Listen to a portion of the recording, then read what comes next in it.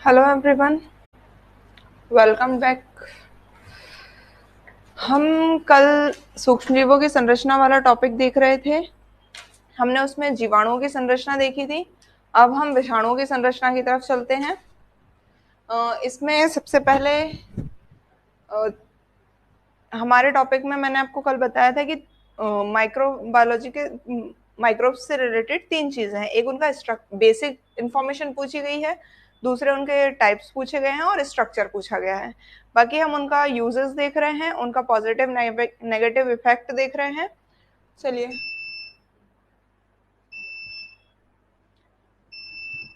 Virus, कोई issue तो नहीं आएगा सर? वायरस वायरस की खोज मिस्टर इवानोवस्की ने की थी।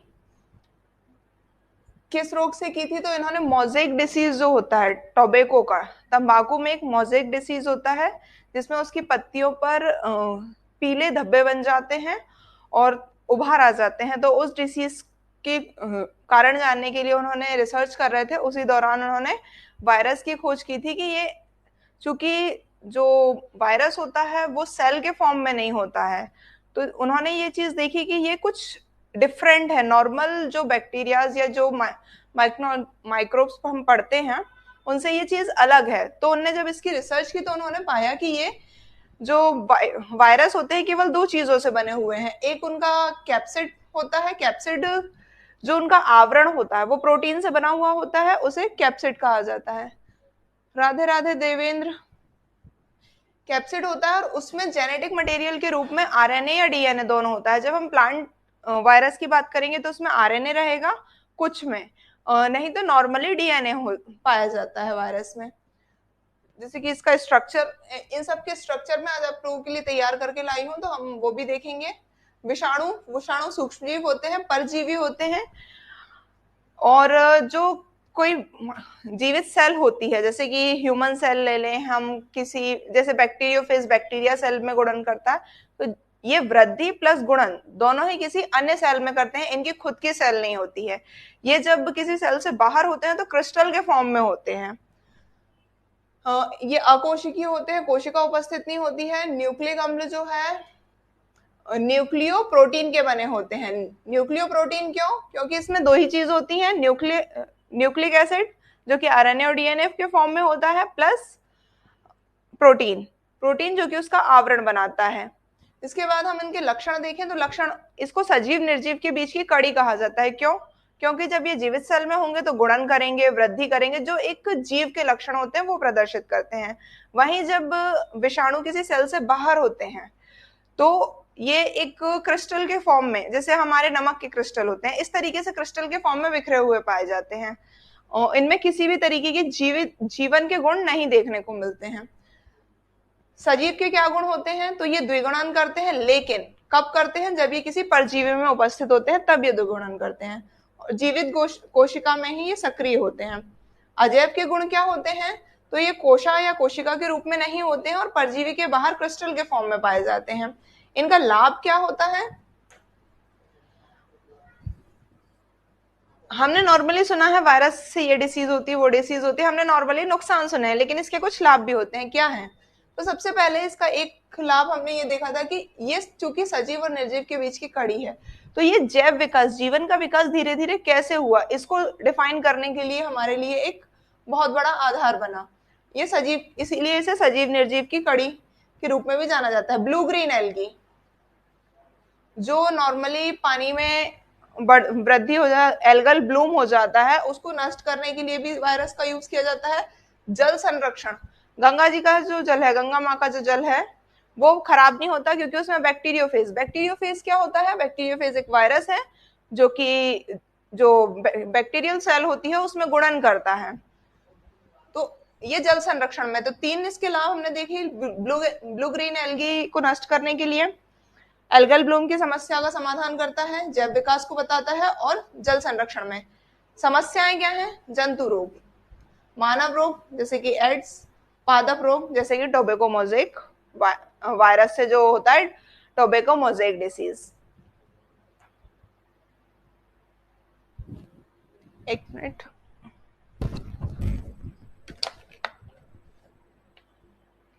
हम्म इसके बाद हम बढ़ते हैं लाइकेन की तरफ।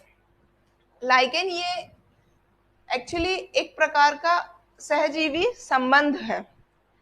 इसमें एल्गी और फंगी या कवक और शैवाल दोनों सहजीवी रूप में जीवन रहते हैं। ये एक थैलोफाइटा, थैलोफाइटा क्या होता है? थैलोफाइटा है ये जो लाइकेन है वो एक थैलोफाइटा श्रेणी का। थैलोफाइटा मतलब कोई भी जीव जो किसी सरफेस पे फैला हुआ पाया जाता है। जैसे आप लोगों ने देखा होगा काई, वो सरफेस पे फैली हुई रहती है। जैसे कि कोई भी प्लांट हम देखते हैं वो इस तरीके से बढ़ता है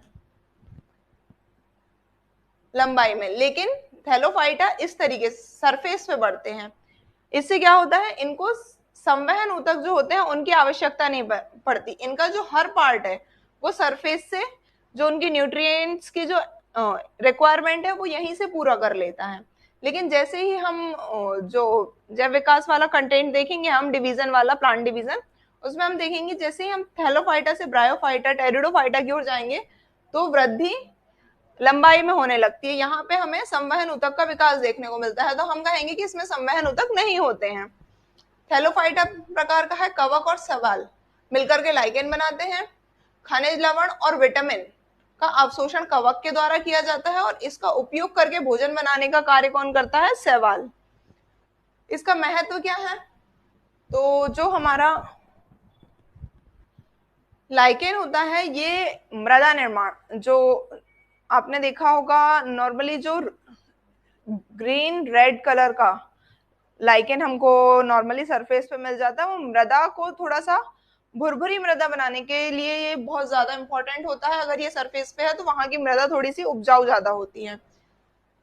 खाद्य पदार्थ के रूप में आइसलैंड मास कहते हैं इसको। रंग के रूप में इसका उपयोग रंजक बनाने के लिए भी किया जाता है, जिसमें हम आर्चिल लाइकेन का उपयोग कर लेते हैं। लिटमस पेपर के लिए हम रोसेला, रोसेला जो है वो एसिड बेस सेंसिटिव होता है, जिसका नॉर्मली कलर, यदि हम रोसेला की लीव्स का भी देखें तो एसिड और बेस पर कलर चेंज हो जाता है, इसलिए हम उसका यूज ही कर लेते हैं लिटमस पेपर बनाने के लिए।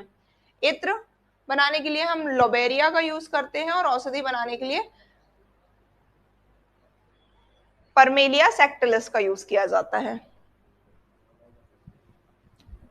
इसके बाद आपका है फंगी और शैवाल। इससे पहले मैं आपको दो स्ट्रक्चर बता दूं, बैक्टीरिया का और वायरस का मेनली, क्योंकि मेरा मानना है कि शैवाल का ऐसा कोई डिफाइंड स्ट्रक्चर नहीं होता। वो मल्टी सेल्यूलर है और यूकैरियोटिक जीव है, वो अलग अलग रूपों में पाया जाता है।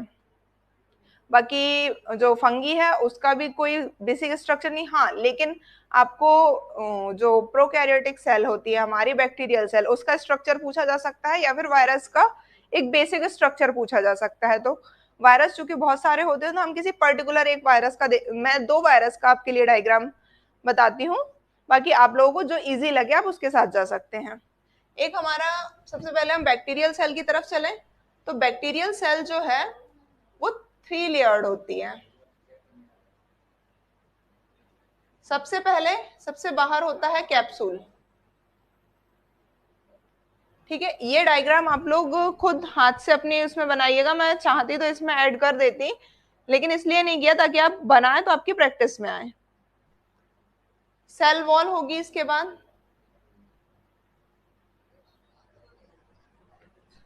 है सेल मेम्ब्रेन।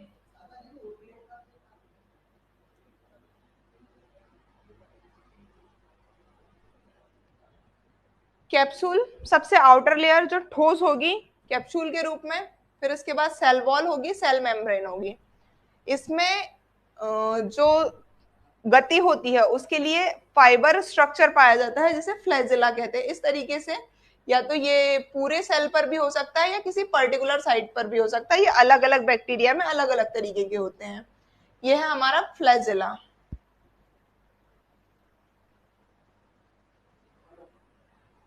फिर चूंकि ये प्रोकैरियोटिक होते हैं बैक्टीरिया, तो हमें जेनेटिक मटेरियल कुछ इस तरीके से बिखरा हुआ मिलेगा। एक राउंड शेप स्ट्रक्चर मिलेगा जिसे हम प्लाज्मिड का नाम देंगे।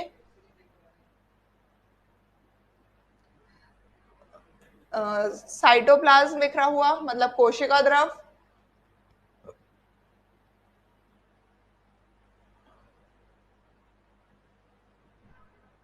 इसके बाद आपका राइबोसोम मिलेगा आपको।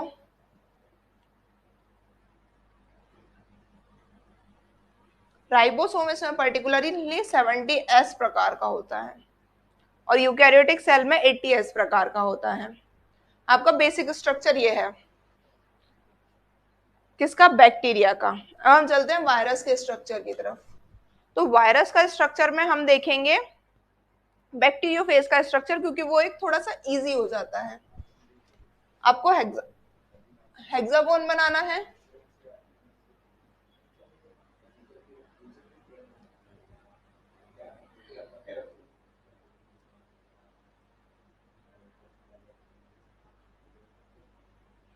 इसमें जेनेटिक मटेरियल, डीएनए, प्रोटीन, ये जो बाहरी आवरण होता है इसी को जो प्रोटीन का बना हुआ होता है उसे कैप्सिड कहते हैं। ये वाला भाग ये नेक कहलाता है और ये जो होते हैं ये फाइबर्स होते हैं जो कि किसी भी बैक्टीरियल सेल पे अटैच हो जाते हैं और इसका जेनेटिक मटेरियल जब किसी बैक्टीरियल सेल में चला जाता है यहाँ से, तो वो बैक्टीरियल सेल में द्विगुणन कर लेता है, मतलब उसकी क्वांटिटी डबल हो जाती है। उसके बाद मतलब मल्टीपल क्वांटिटी हो जाती है, उसकी मल्टीप्लाई हो जाती है, जिसके कारण बहुत सारे बैक्टीरियोफेज बनते हैं। ये हो गया हमारा स्ट्रक्चर बैक्टीरिया का और वायरस का। इसके बाद हम चलते हैं कवक की तरफ या फंगस।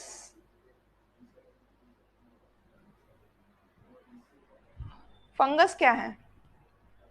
फंगस जो आपने नॉर्मली देखा होगा घरों में ब्रेड रखा हो या रोटी रखी हो और वो बहुत समय की हो जाती है, तो उस पर छोटे छोटे डॉटेड रूप में कुछ सफेद पीले हल्के गुलाबी से धब्बे से बन जाते हैं और उसको यदि हम टच करें तो वो हमारे हाथों में पाउडर फॉर्म में नजर आते हैं, वो है फंगस।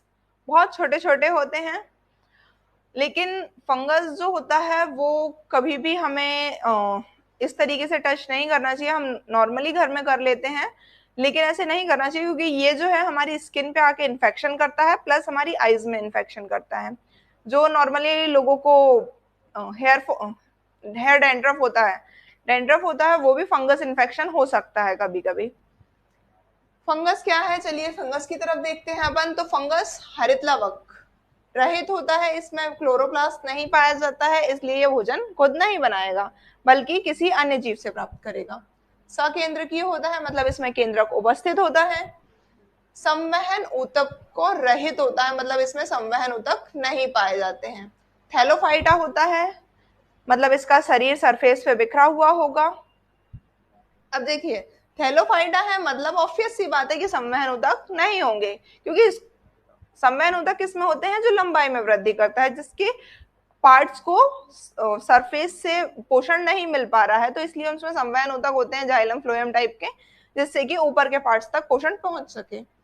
इसका अध्ययन जो है वो पर्टिकुलर एक साइंस की एक शाखा है माइकोलॉजी, माइक्रो नहीं माइको, MYCO। माइकोलॉजी जो है उसमें कवक का अध्ययन किया जाता है, इसे कवक विज्ञान कहा जाता है। कवकों में हम पोषण की तरफ चलें तो सबसे पहले इसमें 3 प्रकार का पोषण होता है, सहजीवी, परजीवी और मृतोपजीवी।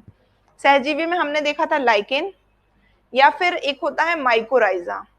माइकोराइजा जो होता है वो भी एक तरीके का सहजीवी संबंध होता है। जो प्रारंभिक पादप थे लंबे, उनमें पोषण के लिए पर्याप्त जड़ों का विकास नहीं हुआ था, तो जो राइजोम होते हैं उनकी जड़ें, प्रारंभिक पादपों की जड़ों को राइजोम कहा जाता था, तो उनकी जड़ों में जब फंगस या कवक जुड़ जाता है और वो उसका सरफेस बढ़ा देता है, तो इससे क्या हुआ, जो पादप है उसको पोषण गेन करने के लिए उसका सरफेस बढ़ जाता है, पोषण की मात्रा उसको इजीली अवेलेबल हो जाती है। लेकिन कवक को क्या फायदा हुआ, कवक को ये फायदा हुआ कि उसको एक स्थान मिला जहां पर वो रह सकता है, प्लस जो प्लांट फूड प्रोड्यूस कर रहा है उसका वो उपयोग कर लेता है।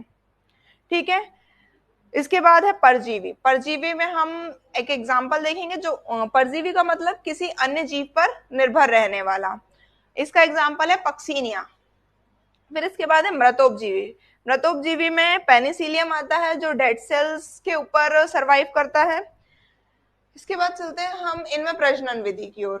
प्रजनन विधि कोनिडिया फॉर्मेशन के द्वारा होता है। कोनिडिया फॉर्मेशन इज लाइक, ये जैसे एक मान लें कि ये आपका वो है कवक, इसमें यहाँ पे छोटे छोटे छोटे छोटे टुकड़े हो जाएंगे इसके। ये जो है पर्टिकुलर एक कोनिडिया एक कवक को जन्म देता है। ये अलैंगिक जनन की विधि है। क्यों? क्योंकि यहाँ पे किसी भी तरीके का फर्टिलाइजेशन नहीं हो रहा है। कोशिका भित्ति जो है काइटिन की बनी होती है। ये पर्टिकुलर क्वेश्चन आ चुका है। संचित भोजन ग्लाइकोजन के रूप में होता है। ये जो पॉइंट है, संचित भोजन ग्लाइकोजन के रूप में, ये इसे जीव श्रेणी में रखता है। जीव श्रेणी इन द सेंस कि एनिमल श्रेणी में इसको रखा जाता है। क्यों? क्योंकि जो जीवों का लक्षण होता है, प्लांट में फूड ग्लूकोज कार्बोहाइड्रेट के रूप में होता है, लेकिन हम हैं, जैसे हमारी ह्यूमन बॉडी है, हमारा जो कार्बोहाइड्रेट है या ग्लूकोज है वो ग्लाइकोजन के रूप में संचित होता है। और जिन लोगों में ग्लाइकोजन फॉर्मेशन बंद हो जाए, इंसुलिन जो काम करता है वो यही करता है कि ग्लूकोज को ग्लाइकोजन में कन्वर्ट करता है। यदि हमारी जो अग्नेय सेल की बीटा सेल काम ना, अग्नेय जो है, अग्नाशय सॉरी, अग्न्याशय की बीटा सेल काम ना करें तो इंसुलिन की कमी हो जाती है, ग्लूकोज ग्लाइकोजन में कन्वर्ट नहीं होता है, तो लोगों को शुगर की प्रॉब्लम होती है, हाइपर शुगर। तो ये जो है ये एक जीव का लक्षण है जो इसमें पाया जाता है, इसीलिए इसे जीव श्रेणी में रखा गया है, प्लांट में नहीं रखा गया है। बाकी इसका जो स्ट्रक्चर होता है वो प्लांट जैसा होता है। और दूसरा इसका गुण जो होता है जीवों की तरह वो है ये खुद भोजन नहीं बनाता है। फिर इसके लाभ की तरफ चलते हैं अपन। तो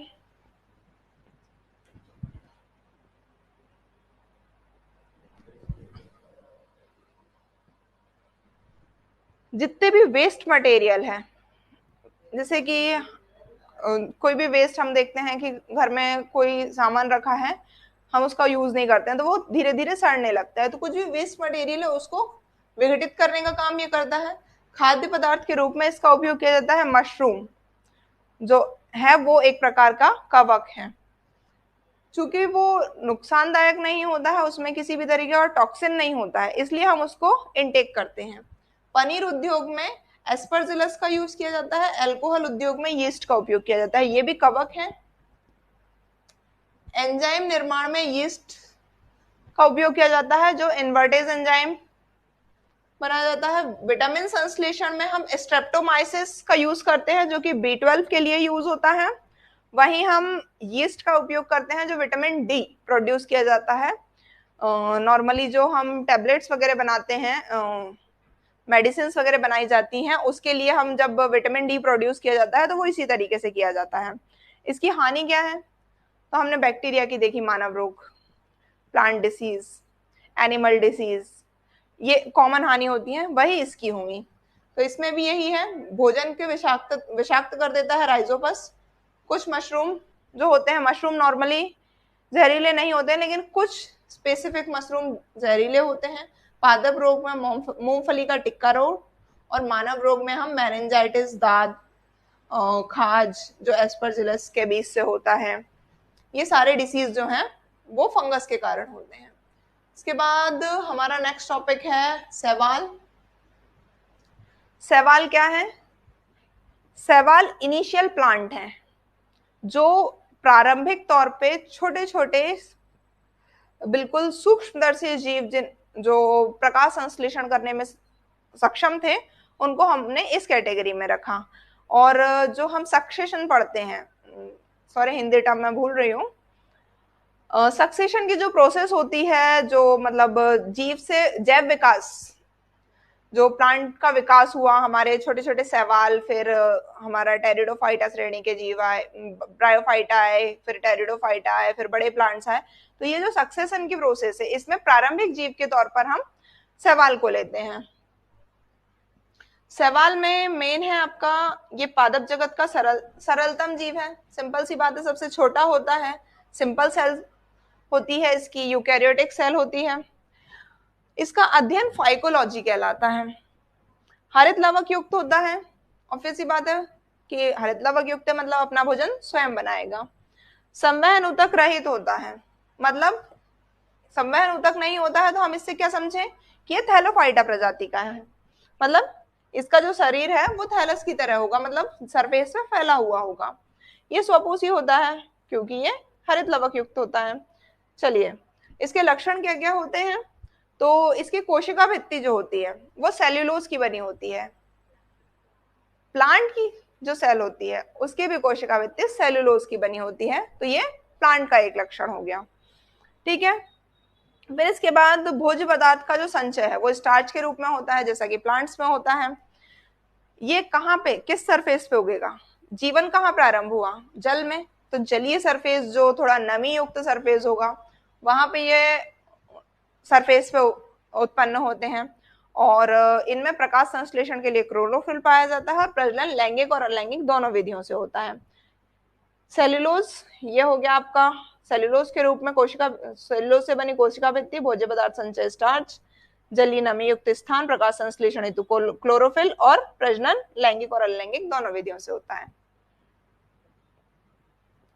फिर प्रजनन, प्रजनन की सामान्यतः 3 ही विधियां होती हैं, लैंगिक, अलैंगिक और कायिक।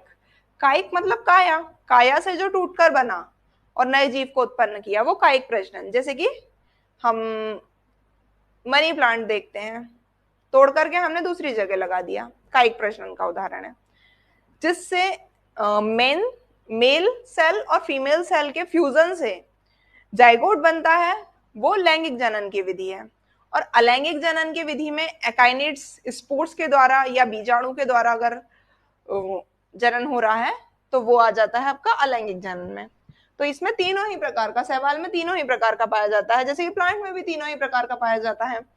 कायिक जनन में एकाइनिड्स के द्वारा होता है, अलैंगिक जनन स्पोर्स के द्वारा होता है, और लैंगिक जनन अंडक युग्मक के द्वारा होता है। इसके यूजेस, तो इसके यूजेस थोड़े से ज्यादा हैं और ये पर्टिकुलर आ भी सकते हैं, इसलिए मैंने इनको अलग से लिखा हुआ है।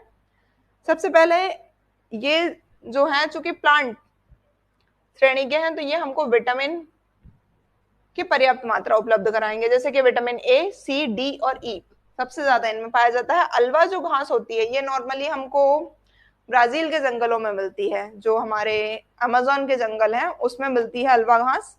इसका उपयोग भी पोषक घास के लिए किया जाता है। इसके अलावा नॉस्टॉक जो है वो चीन में इसका उपयोग भोजन के रूप में किया जाता है, लेकिन हमारे यहाँ जो नॉस्टॉक है, एनाबीना और नॉस्टॉक, इसका उपयोग कृषि में किया जाता है।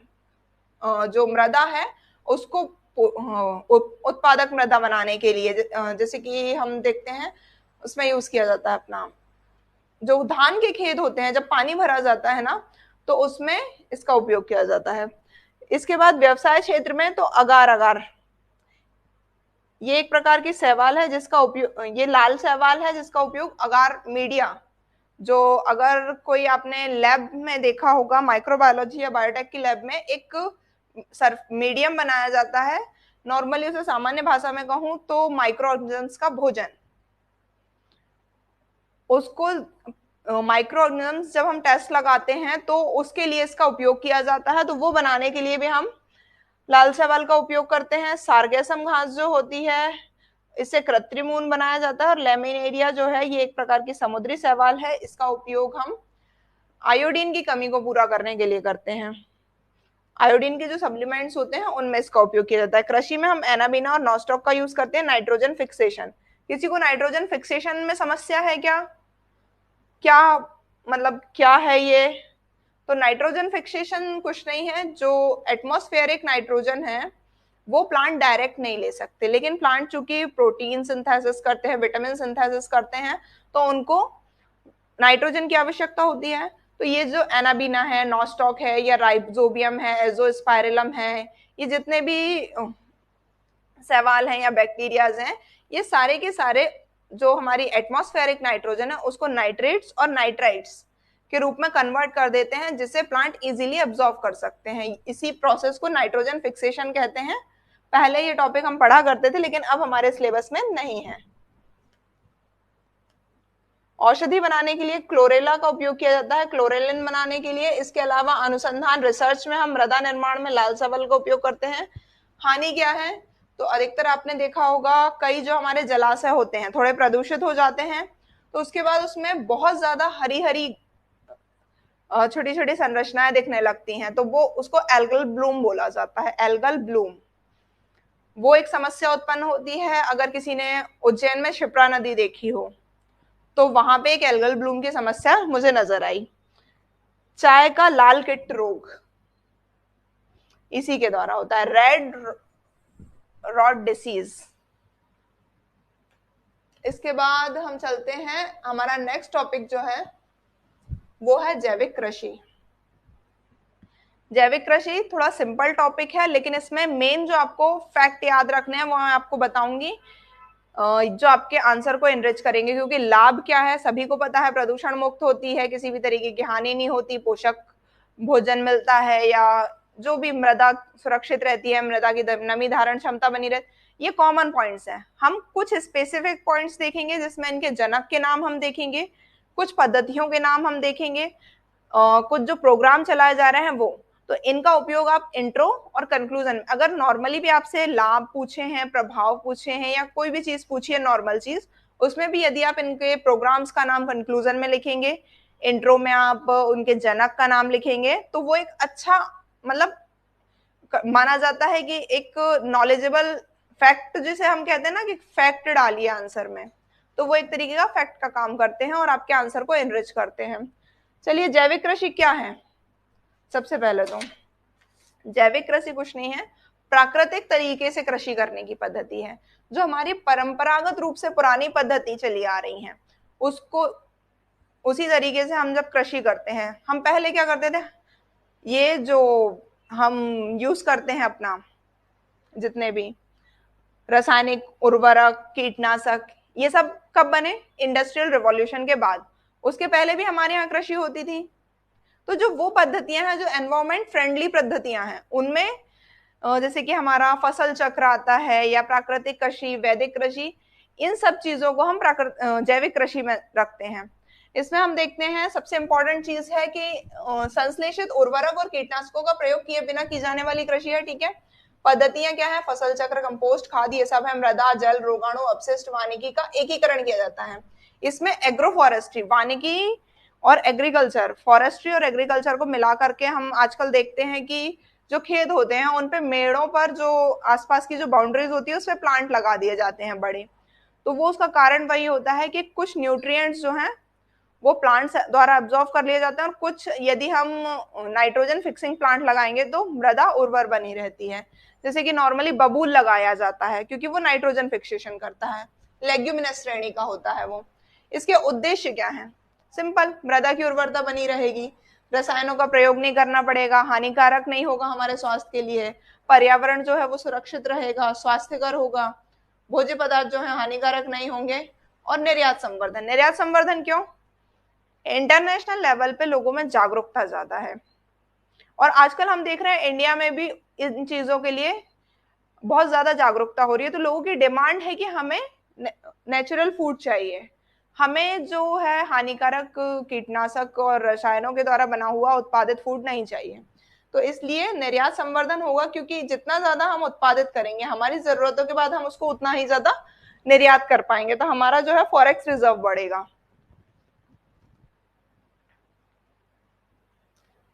इंपॉर्टेंस क्या है, जो उद्देश्य है, कभी भी ये याद रखिएगा, जो हमारा उद्देश्य है वो सारा महत्व है। क्योंकि हम कुछ अच्छा चाहते हैं तब वही हमारा उद्देश्य है, और वो अच्छी चीज जब मिल जाएगी तो वो उस पर्टिकुलर चीज का महत्व हो जाएगा। जब आप पढ़ें किसी भी टॉपिक को तो इस चीज का ध्यान रखें कि एक ही जगह एक ही चीज लिखें। क्योंकि मुझे नोट्स देना था तो मैंने 2 बार लिखा है, बाकी आप एक ही जगह उस चीज को समझ करके लिख लें। सबसे पहले तो इसमें सस्ती होती है। आप नाइट्रोजन की पूर्ति करने के लिए आप अलग से किसी भी जो खाद है, उर्वरक है, वो नहीं दे रहे हैं, यूरिया नहीं दे रहे हैं, डीएपी जो भी एक्सपाइजर्ड होता है वो सब आप नहीं दे रहे हैं। आप केवल ये कर रहे हैं कि आप एक लेग्यूमिनस फसल ले रहे हैं, दलहनी फसल ले रहे हैं, दूसरी नॉन लेग्यूमिनस जैसे कि धान हुआ, गेहूं हुआ, ये ले रहे हैं। तो मृदा में नाइट्रोजन का जो स्तर है वो बना रहता है। या फिर हरी खाद, ग्रीन मैन्योरिंग कर देते हैं। जो नाइट्रोजनस प्लांट होते हैं उनको लगाया जाता है, और जो कृषि हमें जिस भी क्रॉप की करनी है उससे पहले उसको बखर दिया जाता है, जिससे कि उसमें नाइट्रोजन की मात्रा बढ़ जाए मृदा में। तो इसमें सस्ती होती है ये पद्धति। जैविक उर्वरकों से मृदा की जल धारिता एवं वायु संचार बढ़ता है। क्योंकि ये जो जैविक उर्वरक होते हैं ये किससे बन रहे हैं? गोबर से, या फिर आपके जो किचन का जो वेस्ट होता है, ग्रीन वेस्ट जो होता है, उससे बन रहे हैं, जो गीला कचरा होता है। तो ये चूंकि इजीली डिकम्पोज हो जाता है, और ये सूक्ष्म जीवों की संख्या भी बढ़ाता है, प्लस एयरेशन प्रोवाइड कराता है। यदि कोई भी मृदा में एयरेशन नहीं है, मतलब हवा नहीं पहुंच रही है जड़ों को, आपने नॉर्मली देखा होगा कि जैसे कोई प्लांट है, इसकी अगर सरफेस को, मतलब जड़ों को एयर नहीं मिली तो जड़ें गल जाती हैं। इसलिए एयरेशन बहुत इंपॉर्टेंट, जड़ों को एयरेशन प्रोवाइड कराता है, मृदा का पीएच और ताप नियंत्रित रखता है। इसके बाद आता है मृदा में रसायन विषाक्तता कम हो जाती है इसके कारण, क्योंकि हम केमिकल का यूज नहीं करेंगे तो ऑब्वियस सी बात है कि विषाक्तता कम होगी, उर्वरता बढ़ेगी, प्रदूषण रहित तकनीक है, और फसल की लागत कम हो जाती है। लागत कम हो जाएगी तो इसी को अगर आगे बढ़ाना चाहें हम, लागत कम हो जाएगी तो कृषक जो भी है उसकी लाभदायकता बढ़ जाएगी। हमारा जो कृषि क्षेत्र जो है वो कहीं ना कहीं गिरते जा रहा है, धीरे धीरे उसको बूस्ट मिलेगा। मतलब एक चीज को यदि आप पकड़ें और उसके हर डायमेंशन को सोच लें तो आपको पॉइंट्स अपने आप बनते चले जाएंगे। चेन होती है, एक पकड़ा आपने, उसके एक कोई भी पॉइंट पकड़ा, उसके चारों तरफ की जो इंपॉर्टेंट चीजें हैं उन पे विचार कर लीजिए कि उस पे क्या इफेक्ट पड़ रहा है या उसके लिए क्या इंपॉर्टेंट है। कृषि कृषि में हम अगर जैविक कृषि कर रहे हैं, एक एग्जांपल, कृषि हम कर रहे हैं, जैविक कृषि यदि हम करते हैं तो इसका क्या फायदा होगा? एक व्यक्ति है जो उसको उगा रहा है, मतलब कृषक, उसको क्या फायदा होगा? एक व्यक्ति है जो उसको खा रहा है, मतलब हम लोग उपभोक्ता, उसको क्या फायदा होगा, उसके लिए क्या महत्व है? एक व्यक्ति है जो उसको बेच रहा है, चाहे नेशनल मार्केट में बेच रहा हो, इंटरनेशनल मार्केट में बेच रहा हो, उसको क्या होगा? उसके लिए मांग बढ़ेगी, जो उपभोक्ता है उसको अच्छा प्रोडक्ट मिलेगा, कृषक को अच्छा मूल्य मिलेगा। इस तरीके से किसी भी चीज के आजू बाजू के जो उसके रिलेटेड घटक हैं, जिसको हम कंपोनेंट्स बोलते हैं, उनको आपस में सोच लीजिए कि हाँ ये चीज है तो इसके आसपास की चीजों पे क्या इफेक्ट पड़ रहा है या क्या इंपॉर्टेंस है, या इन पे क्या इफेक्ट डालने के लिए हम लेकर के आ रहे हैं कोई चीज, तो वो उसका उद्देश्य हो जाएगा, और जो इफेक्ट पड़ रहा है वो उसका महत्व हो जाएगा। या प्रभाव आप लिखें तो पॉजिटिव नेगेटिव में जब लिखें तो कृषक को क्या हानि है, कृषक को क्या लाभ है, उसके बाद उपभोक्ता को क्या हानि है, उपभोक्ता को क्या लाभ है। इसमें एक चीज, सॉइल को क्या हानि है, सॉइल को क्या लाभ है, एनवायरमेंट को क्या हानि है, एनवायरमेंट को क्या लाभ है, प्लस जो आपका जो विक्रेता है, विक्रेता को क्या हानि हो रही है, क्या लाभ हो रहा है।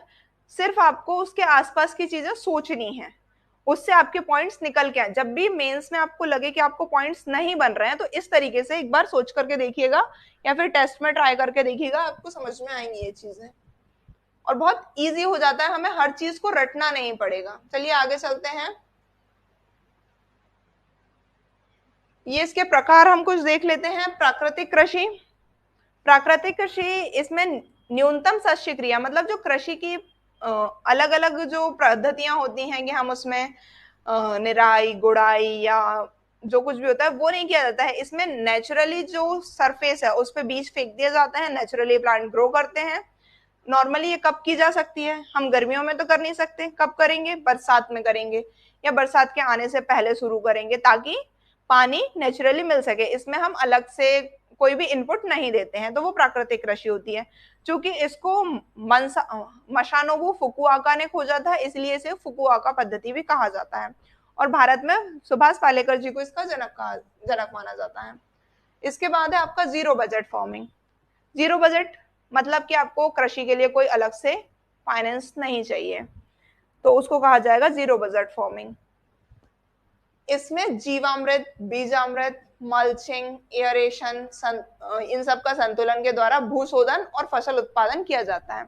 इसमें कुछ नहीं किया जाता है, जो आपकी मृदा है उसके गुणों पे ध्यान दिया जाता है, उसी के अकॉर्डिंग वहां क्रॉप लगाई जाती है, वहां कितना एयरेशन है उसकी, मतलब जैसे हम सॉइल टेस्ट कर रहे हैं, एक सॉइल टेस्ट करने का कारण ये होता है कि हम उस मृदा में जो इनपुट, जो न्यूट्रिएंट्स नहीं है उनको बाहर से दे दें। वहीं पे यदि हम एक इसका दूसरा पक्ष देखें तो इसलिए भी किया जाता है कि उस मृदा के अनुकूल कौन से प्लांट हैं, हम उनकी कृषि कर लें। जैसे कि कोई, जैसे चंबल का बेल्ट जो है, जो बेडलैंड जिसे कहते हैं, या खद्दर भूमि, या जो आप लोगों ने सुना होगा अवनालिका अपर्दन वाली भूमि, उसमें क्या समस्या है, वहां पे कैल्शियम बहुत ज्यादा है। तो यदि हम वहाँ खेजरी का वृक्ष, जो नॉर्मली राजस्थानी क्षेत्र में, राजस्थानी बेल्ट में मिलता है, इसके अलावा आंवला, जो मतलब जिनके लिए वो भूमि उपयुक्त है, वो प्लांट लगाएंगे तो वो ग्रो करेंगे। अगर हम कोई और प्लांट लगाएंगे तो वो उतने अच्छे से ग्रो नहीं कर पाएंगे। तो इस चीज का भी हमें ध्यान रखना होता है किसमें, जीरो बजट फार्मिंग में, कि मृदा की प्रकृति के अनुरूप हम कृषि करें। ठीक है, इसके बाद आता है पर्माकल्चर, कृषि जिसमें फसल अवशेष प्रबंधन, वो भूमि के स्वास्थ्य को ध्यान में रखकर, कुछ नहीं है इसमें, जो अपशिष्ट है उसी का उपयोग हम कर लेंगे। ठीक है, पर्माकल्चर में जैव विविधता का ध्यान रखा जाता है और कंटूर फार्मिंग की जाती है। प्राकृतिक कृषि की ये एक पद्धति है कि अगर कोई भी आपको आता है कि प्राकृतिक कृषि को समझाइए या जीरो बजट फार्मिंग को समझाइए, पहला 2 नंबर में आया मान लीजिए, तो आप क्या लिखेंगे, जैविक कृषि की पद्धति। फिर उसकी पर्टिकुलर विशेषता जो है, जैसे कि प्राकृतिक कृषि, प्राकृतिक कृषि में हम जो न्यूनतम सस्य क्रियाओं का प्रयोग कर प्राकृतिक रूप से कृषि करते हैं, या न्यूनतम सस्य क्रियाओं का प्रयोग कर की जाने वाली कृषि। फिर उसके बाद तीसरे पॉइंट में या तो आप उसका महत्व लिख सकते हैं, लेकिन इसमें एक नया फैक्ट हमें पता है कि इसके जनक कौन है, तो हम जनक लिख सकते हैं। आपके 3 पॉइंट तैयार हैं, अलग से आपको कुछ नहीं पढ़ना है, सिर्फ हर कृषि का एक बेसिक फैक्ट तैयार करेंगे। पहला फैक्ट सबका कॉमन रहेगा कि ये जैविक कृषि की एक पद्धति है। जैविक कृषि में मिस्टर जयपाल आर्य जो हैं, इन्हें भारत में जैविक कृषि का जनक कहा जाता है। वहीं अल्बर्ट हार्वर्ड जो है, उन्हें वैश्विक स्तर पर जैविक कृषि का जनक कहा जाता है। ये एक फैक्ट बताना भूल गई थी आपको। फिर आते हैं स्ट्रॉ फार्मिंग। स्ट्रॉ क्या है, फसल, जैसे कि धान की फसल, जो बाद में कट जाने के बाद जो नीचे का जो डंठल बचता है, उसका उपयोग मल्चिंग के लिए कर लेना। मल्चिंग क्या मतलब, आपने प्लांट लगाया, जैसे ये प्लांट मैंने लगाया, इसका जो जड़ों का सरफेस है आसपास का, उसको मैं यदि ढक दूं तो इवेपोरेशन नहीं होगा। इवेपोरेशन नहीं होगा तो मृदा में नमी बनी रहेगी, पोषक तत्व बने रहेंगे। तो इसके लिए मल्चिंग की जाती है। नॉर्मली आपने देखा होगा कि हमारे यहाँ पॉलिथीन मल्चिंग की जाती है, प्लांट लगा करके, और उसकी जो वो बनाई जाती है उस पर पन्नी से ढक दिया जाता है। कारण वही है कि ताकि न्यूट्रिएंट्स ना जाए या इवेपोरेशन कम से कम हो। तो स्ट्रॉ फार्मिंग में वही है, फसल अवशेषों की मल्चिंग द्वारा बीज का संरक्षण किया जाता है। इसका विकास जापान में हुआ था। जापान ऐसी कंट्री है जो वेस्ट से वेस्ट चीज का भी उपयोग करना जानती है और कम से कम लागत में किसी भी काम को करना जानती है। तो अधिकतर चीजें ऐसी जब मिलती हैं, तो कोई भी चीज हो, जैसे कि जहां समस्या है वही व्यक्ति उसका समाधान ढूंढेगा। इजराइल में पानी की समस्या थी, उनने ड्रिप इरिगेशन और स्प्रिंकलर इरिगेशन दिया। जापान छोटा सा आइलैंड है, बहुत ज्यादा बड़ा नहीं है, कम भूमि है, तो उनको कम भूमि में ज्यादा उपज करनी है, तो उन्होंने कृषि की अच्छी पद्धतियां निकाल करके लिया है। तो समस्या ही समाधान की जननी है। ठीक है, जो समस्या उस पर विचार कीजिएगा। तो यही चीज है हमारे आगे है जैविक, वैज्ञानिक जैविक खेती। इसमें प्राकृतिक उत्पादन के सिद्धांत, भूमि स्वास्थ्य, मृदा जीवाश्म पर आधारित फसल क्रम चयन एवं ताप दाब नमी प्रकाश एवं दूरी के नियम अनुसार, कुछ नहीं है, वही है, सेम चीज है। इसमें कुछ नहीं, फसल का चक्रण हम ध्यान दे देते हैं, एयरेशन को ध्यान दे देते हैं हम, नमी, प्रेशर, टेम्परेचर और हाइड्रेशन, 3 चीजों का ध्यान रखा जाता है इसमें। तो चूंकि हम इन 3 बेसिक चीजों का, साइंस की चीजों का ध्यान रख रहे हैं, इसलिए हमने इसको वैज्ञानिक जैविक कृषि कह दिया।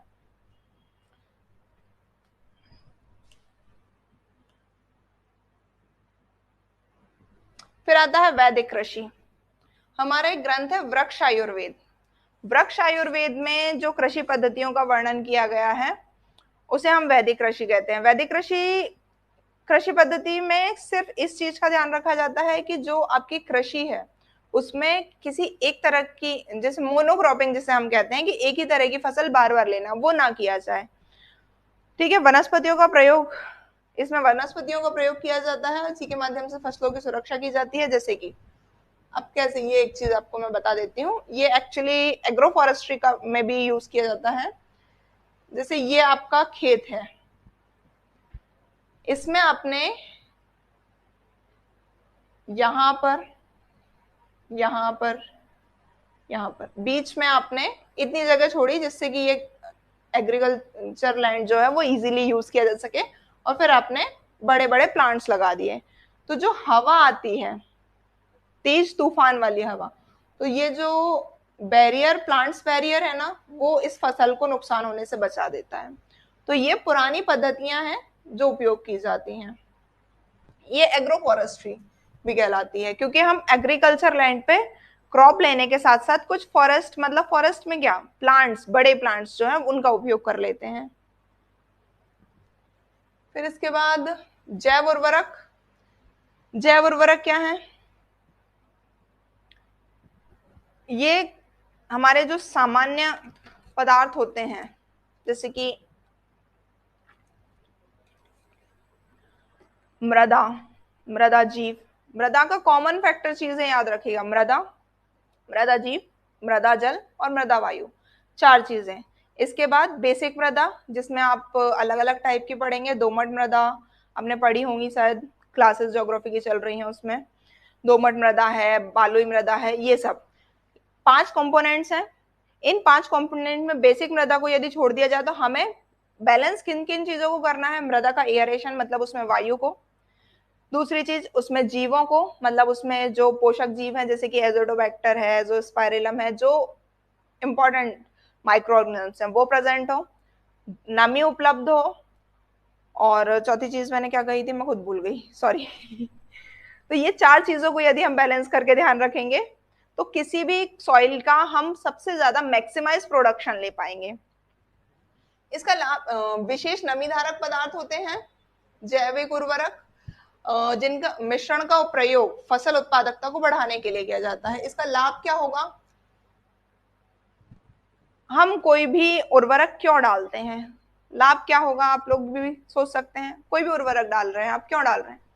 उत्पादकता बढ़ जाए, पोषण बढ़ जाए, साथ ही साथ हमारी जो सॉइल है वो इफेक्ट ना हो, पॉल्यूशन ना हो, मृदा में जो सूक्ष्म जीव है या नमी धारण क्षमता है वो बनी रहे, तो इसलिए हम जैविक उर्वरक का प्रयोग करते हैं। वही चीज है आगे, उपज में वृद्धि हो जाती है, नाइट्रोजन फास्फोरस की पूर्ति हो जाती है, शीघ्र अंकुरण होता है, चूंकि नमी धारण होते हैं, नमी जब ज्यादा होगी तो अंकुरण जल्दी होता है, मृदा की उर्वरता में वृद्धि होती है, उत्पादन में वृद्धि होती है, और ये स्वास्थ्यकर होते हैं।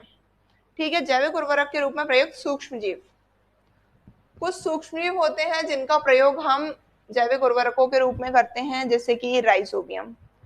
राइजोबियम नॉर्मली लेग्यूमिनस प्लांट में तो होता है, लेकिन नॉन लेग्यूमिनस का क्या, उनको भी नाइट्रोजन की तो रिक्वायरमेंट होती है। तो आजकल मार्केट में राइजोबियम, कल्चर किया हुआ राइजोबियम मिलता है, उसको यदि हम डाल दें खेत में तो उसका, उससे नाइट्रोजन फिक्सेशन हो जाता है, जिसका प्लांट इजीली उपयोग कर सकते हैं। इसके बाद ये तो हो गया आपका सहजीवी में। असहजीवी में एजोटोबैक्टर, एजोस्पाइरिलम, क्लास्ट्रिडियम है, फिर एजोला है, ऐसे एनाबिना है, नॉस्टॉक है, ये है। फिर इसके बाद साइनोबैक्टीरिया भी ये काम करता है।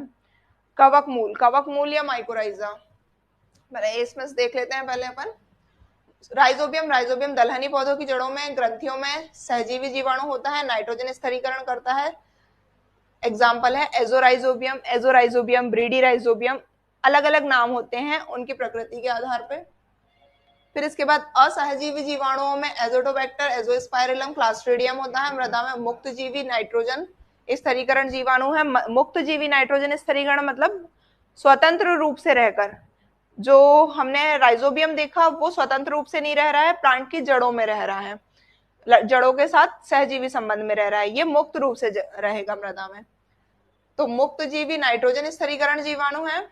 भूमि में नाइट्रोजन का अवशोषण कर कार्बनिक नाइट्रोजन नाइट्रेट और नाइट्राइट बनाता है। ठीक है, इसके बाद है आपका साइनोबैक्टीरिया। साइनोबैक्टीरिया बैक्टीरिया नहीं है, ये एल्गी है, ब्लू ग्रीन एल्गी। इसकी भित्ति सेल्यूलोज की बनी हुई होती है, लेकिन इसको साइनोबैक्टीरिया को कह रहे हैं क्योंकि ये प्रोकैरियोट होता है और भित्ति इसकी सेल्यूलोज की बनी हुई हो रही है। थोड़ा सा आपको अलग लग रहा होगा, क्यों? क्योंकि ये जो है वो प्लांट और जीवों के बीच की कड़ी कह सकते हैं हम इसको। इसमें कुछ जीव के लक्षण होंगे, इसकी सेल प्रोकैरियोटिक सेल होगी जो कि जीवाणु की तरह होगी, वहीं इसकी जो सेल वॉल होगी वो सेल्यूलोज की है। एक कोशिकीय जीव होता है, प्रकाश संश्लेषण करता है, इसलिए ये एल्गी और बैक्टीरिया दोनों के गुण रखता है, इसलिए इसका नाम साइनोबैक्टीरिया या ब्लू ग्रीन एल्गी दोनों है। ठीक है, इनकी हेटेरोसिस्ट कोशिका, ये पर्टिकुलर आपको याद करने की जरूरत नहीं है, कोशिका के निफ जीन द्वारा नाइट्रोजन फिक्सेशन किया जाता है। आप सिंपली लिख सकते हैं कि इनके द्वारा नाइट्रोजन फिक्सेशन किया जाता है। एजोला, एनाबीना, नॉस्टॉक इसी की श्रेणी में आते हैं। पृथ्वी का सफलतम जीव समूह कहा जाता है, क्यों? ये आपको सीधे सीधे साइनोबैक्टीरिया या बीजीए या ब्लू ग्रीन एल्गी के रूप में सीधे सीधे आपको 2 नंबर में फैक्ट दिया जा सकता है कि टिप्पणी कीजिए, या सीधे सीधे टर्म लिखा आ सकता है। तो साइनोबैक्टीरिया को सफलतम जीव इसलिए कहा जाता है क्योंकि ये पृथ्वी पर प्रारंभिक जीव है, जहां से जीवन का विकास शुरू हुआ था वो प्रारंभिक कड़ी साइनोबैक्टीरिया है। फिर आता है कवक मूल, इसको माइकोराइजा कहते हैं। माइकोराइजा, माइको मतलब माइकोलॉजी, कवकों का अध्ययन, माइको मतलब कवक, राइजा मतलब राइजोम, राइजोम मतलब जड़। तो जब कवक और जड़ दोनों एक दूसरे के साथ सहजीवी संबंध में होते हैं तो उसको माइकोराइजा कहा जाता है। ठीक है, माइकोराइजा कवक मूल पौधों की जड़ों में सहजीवी कवक होता है। ये पौधों की अवशोषक सतह में वृद्धि करता है जिससे कि ज्यादा मात्रा में जल, खनिज, लवण ये सब है इनका एब्जॉर्प्शन किया जा सके। ठीक है, फिर आता है एक्टिनोराइजा और एजोस्पाइरिलम, ये अदलहनी। अभी हमने राइजोबियम पढ़ा था, वो दलहनी पौधों का था, लेकिन एक्टिनोराइजा या एजोस्पाइरिलम जो है वो अदलहनी पौधों में पाया जाता है और सेम नाइट्रोजन फिक्सेशन का काम करता है। कार्बनिक खाद, ऑर्गेनिक खाद क्या होता है? तो जो हमारा एग्रीकल्चर वेस्ट होता है या फिर हमारा जो घर से निकला हुआ कचरा होता है, किचन वेस्ट जो होता है, उसका उपयोग करके हम ये खाद बनाते हैं। सूक्ष्म जीवों के द्वारा जैव अपघटन कराकर कार्बनिक खाद के रूप में इसका प्रयोग किया जाता है। ठीक है, इसके बाद हम कुछ जैविक कृषि में सहायक तत्व में मैं आपको कुछ चीजें बता दे रही हूँ, ये मैंने इसमें नहीं लिखी हैं। वर्मी कंपोस्ट, ये आप नोट कर लीजिएगा। वर्मी कंपोस्ट केंचुए के द्वारा जैविक अपशिष्टों से खाद तैयार किया जाता है। फास्फो कंपोस्ट जैविक अपशिष्ट को रॉक फॉस्फेट के साथ मिलाकर तैयार किया जाता है, जैविक अपशिष्ट प्लस रॉक फॉस्फेट, तो phospho compost. NADEP compost Narayan Deorao Pandhari Pande ji, Narayan Deorao Pandhari Pande ji के द्वारा गोबर को भूमिगत गड्ढों में, जो हम गोबर की खाद बनाते हैं ना, वो प्रक्रिया नॉडेप कंपोस्ट कहलाती है, क्योंकि इसका जो नाम है वो इसके खोजकर्ता के नाम पर है। हम सामान्यतः उसे गोबर की खाद कह देते हैं।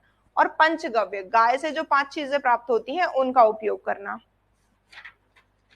फिर इसके बाद है इसके प्रयास क्या किए गए हैं।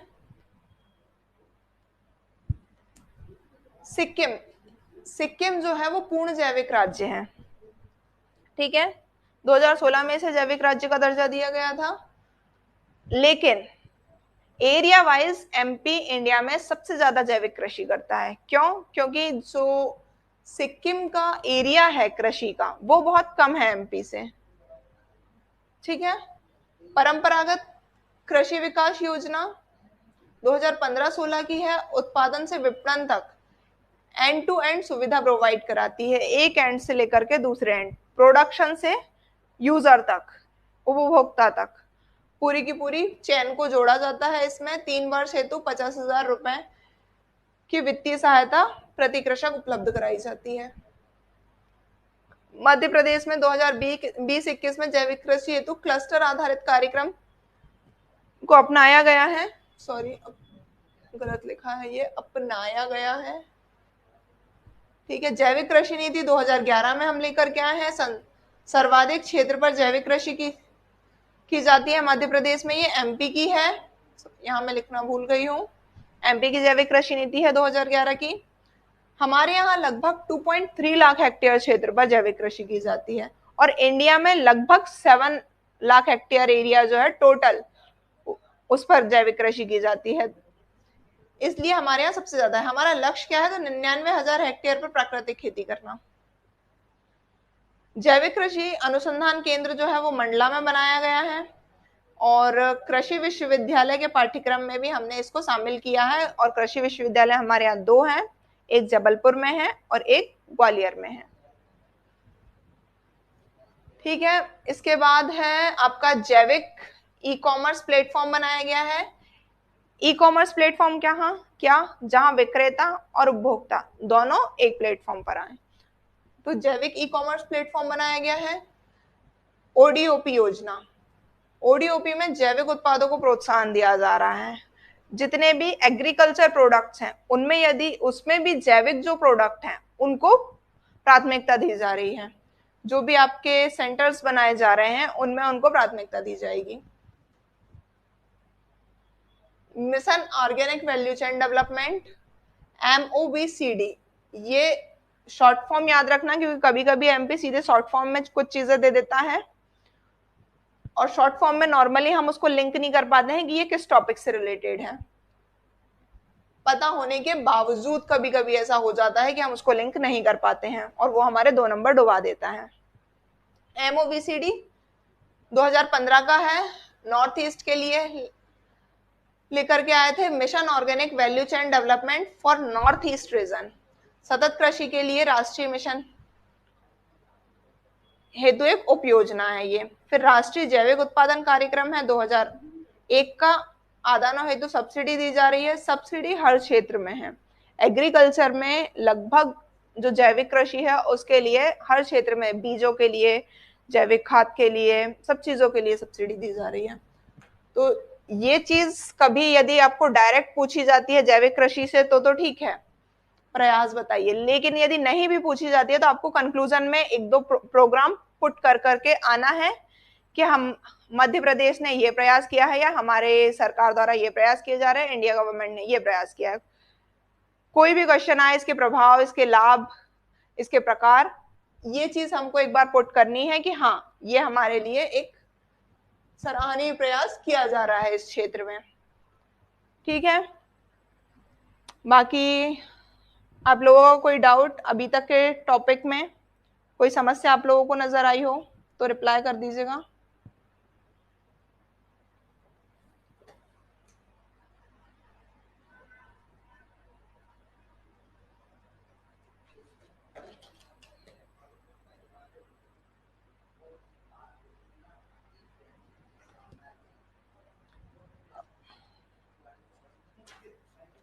ठीक है, तो इसके बाद हम अब कल कंटिन्यू करेंगे क्लास को। आज के लिए हम यहीं रोकते हैं क्योंकि कोई भी नया टॉपिक मैं स्टार्ट करूंगी तो 4 से 5 मिनट बचे हुए हैं, उसमें नहीं किया जा सकता। ठीक है, क्लियर है टॉपिक? कहीं भी समस्या हो तो आप लोग बता दीजिएगा, उस टॉपिक को मैं एक बार फिर से रिपीट कर दूंगी जिससे कि आप एक बार वर्बली हम लोग उसको समझ लेंगे। ठीक है, आज की क्लास को यहीं विराम देते हैं। Thank you.